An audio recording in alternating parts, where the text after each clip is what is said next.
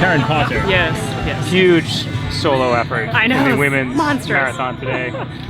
It's actually kind of cool early on. We ended up in a group with the guys, and like everyone was hammering pretty similar pace, so it kind of made me just, you know, ride a little more aggressively and stuff first lap. That, and then the threat of the rain coming in was kind of like, let's get done, let's get this much, like, I don't know, I was hoping it wouldn't start raining until about 12:30, so we'd at least be through the first lap, but now it got really dark, started to rain, although it never really poured, at least like in the woods, so, but did get greasy for a while, so it was a little tricky, and I was like, damn it.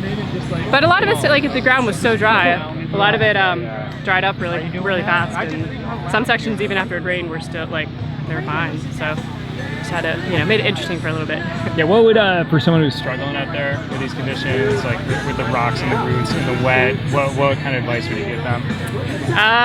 Just to try to stay in the middle of your bike and try to, you know, go straight, or, you know, just look at the lines you're picking. So, I mean, it was hard because we came through right when, I guess, the Cat 4s were out on this, like, last section of the trail, and man, it's just like packs of them, and you're trying to just like find whatever line and like not do it on a corner because you knew you're just gonna slide out into them and stuff. But yeah, just try not to be frustrated, just keep riding. You know, this practice, I think, just kind of getting used to it. I mean, I start, you know, slide around a couple roots and rocks, so you just back off a little bit, but you gotta try not to like over brake or go into corners a little hot, you know, look for the good lines. So. All right, and someone who, I mean, you spent a lot of time on a hardtail back when you're riding for sub. Yeah, right, yeah.